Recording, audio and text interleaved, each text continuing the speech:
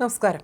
മോദി സർക്കാരിന്റെ വികസന നേട്ടങ്ങൾ ചൂണ്ടിക്കാട്ടിക്കൊണ്ടാണ് നിർമ്മല സീതാരാമൻ ബജറ്റ് അവതരണം ആരംഭിച്ചത്. ലോകത്ത് അതിവേഗം വളരുന്ന സമ്പദ്വ്യവസ്ഥ ഇന്ത്യയുടേതാണെന്ന് ധനമന്ത്രി പറഞ്ഞു. 6 മേഖലകളിലാണ് ഈ ബജറ്റ് ഊന്നൽ നൽകുന്നതെന്നും ധനമന്ത്രി പറഞ്ഞു. ദരിദ്രർ, സ്ത്രീകൾ, യുവാക്കൾ, കർഷകർ എന്നിവർക്ക് പ്രഥമ പരിഗണന നൽകുന്നതാണ് ഇത്തവണത്തെ ബജറ്റ്. കർഷകർക്കായുള്ള പദ്ധതികളാണ് ധനമന്ത്രി ആദ്യം അവതരിപ്പിച്ചത്. കാർഷിക മേഖലയുടെ വളർച്ചയ്ക്കായി പ്രധാനമന്ത്രി ധൻധാന്യ കൃഷി യോജന ബജറ്റിൽ പ്രഖ്യാപിച്ചു. സംസ്ഥാനങ്ങളുമായി ചേർന്നാണ് പദ്ധതി നടപ്പാക്കുന്നത്. കാർഷിക ഉൽപ്പാദനം കുറഞ്ഞ മേഖലയ്ക്ക് ധനസഹായം നൽകും.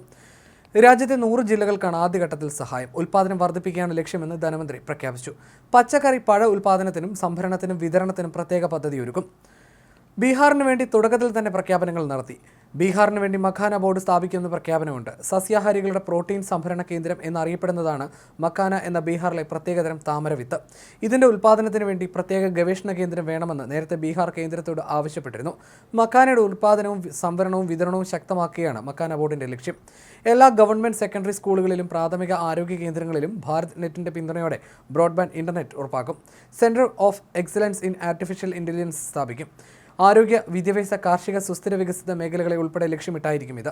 അടൽ ഇന്നൊവേഷൻ മിഷന്റെ കീഴിൽ രാജ്യത്തെ സ്കൂളുകളിൽ അടൽ ടിങ്കറിംഗ് ലബോറട്ടറീസും സ്ഥാപിക്കും. കിസാൻ പദ്ധതികളിൽ വായ്പാ പരിധി ഉയർത്തും. ചെറുകിട ഇടത്തരം മേഖലകൾക്ക് കൂടുതൽ പ്രോത്സാഹനം നൽകുമെന്നും കിസാൻ ക്രെഡിറ്റ് കാർഡിന്റെ പരിധി 3 ലക്ഷത്തിൽ നിന്ന് 5 ലക്ഷമാക്കി ഉയർത്തുമെന്നും ബജറ്റിൽ പ്രഖ്യാപിക്കുന്നു. സ്റ്റാർട്ടപ്പുകളിൽ നിക്ഷേപ പിന്തുണ ഉറപ്പിക്കും. പരുത്തി കൃഷിക്കായി ദേശീയ പദ്ധതി കൊണ്ടുവരുമെന്നും പഞ്ചവത്സര പദ്ധതി കൊണ്ടുവരുമെന്നും ബജറ്റിൽ പറയുന്നു. അതിനിടെ ബജറ്റ് അവതരണ നടപടികൾ ബഹിഷ്കരിച്ച് പ്രതിപക്ഷം ഇറങ്ങിപ്പോയി. സ്പീക്കർ സഭയിലെത്തിയതിനു പിന്നാലെ കുംഭമേളയിലെ മരണവുമായി ബന്ധപ്പെട്ട് പ്രതിപക്ഷം ബഹളം തുടങ്ങി. കുംഭമേള ഉയർത്തി പ്രതിഷേധിച്ച പ്രതിപക്ഷത്തോട് ബജറ്റിന് ശേഷം മറ്റ് വിഷയങ്ങൾ ചർച്ച ചെയ്യാമെന്ന് സ്പീക്കർ അറിയിച്ചെങ്കിലും പ്രതിപക്ഷം വഴങ്ങിയില്ല. ധനമന്ത്രി നിർമ്മല സീതാരാമൻ ബജറ്റ് അവതരണം തുടങ്ങിയതിന് പിന്നാലെ പ്രതിപക്ഷം പ്രതിഷേധിച്ച് പാർലമെന്റിൽ നിന്ന് ഇറങ്ങിപ്പോവുകയായിരുന്നു. ബജറ്റിലെ പ്രഖ്യാപനങ്ങൾ ഇങ്ങനെയാണ്. സംസ്ഥാനങ്ങളുമായി ചേർന്ന് പ്രധാനമന്ത്രി ധൻധാന്യ കൃഷി യോജന. കുറഞ്ഞ ഉൽപ്പാദനമുള്ള 100 ജില്ലകളിലാണ് പദ്ധതി നടപ്പിലാക്കുന്നത്. കാർഷിക ഉൽപ്പാദനം മെച്ചപ്പെടുത്തുകയാണ് പ്രധാന ലക്ഷ്യം. 1.7 കോടി കർഷകർക്ക് നേട്ടമുണ്ടാകും. ഗ്രാമീണ ഉന്നമനം ലക്ഷ്യമിട്ട് സംസ്ഥാനങ്ങളുമായി ചേർന്നാണ് പദ്ധതി. ഗ്രാമീണ യുവാക്കളെയും സ്ത്രീകളെയുമാണ് ലക്ഷ്യമിടുന്നത്.